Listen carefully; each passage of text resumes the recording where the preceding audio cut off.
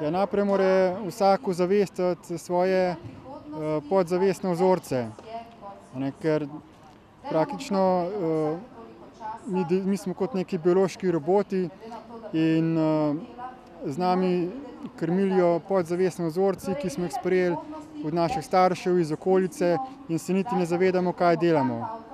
Tako da bistveno je, da vsak ozavešča, da opazuje svoje dejanje v slehernem trenutku, svoje misli.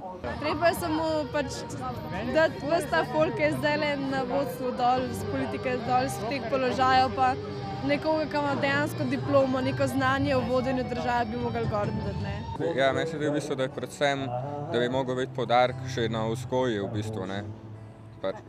Na vzgoji, ne, da se pač v bistvu, da bi mogli biti malo drugačna, ne, da bi mogli še od začetka pač drugačne vrednote poudarjati, ne.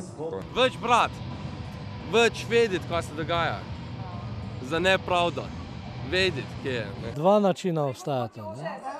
Prvi, miren način, za katerega se zavzemam s svojimi tovariši in tovarišicami, ker le ni treba krvi, če je malo pameti na tem svetu, ne.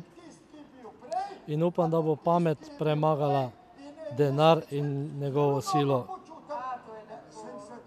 Če pa tako ne bo šlo, bo prej ali slej po nekih zakonitostih, ki so se pokazale skozi človeško zgodovino, nekje nekaj počlo in zemlja, svet je vse manjši iz dneva v dan, ne, in pol bo zagorelo vse posod.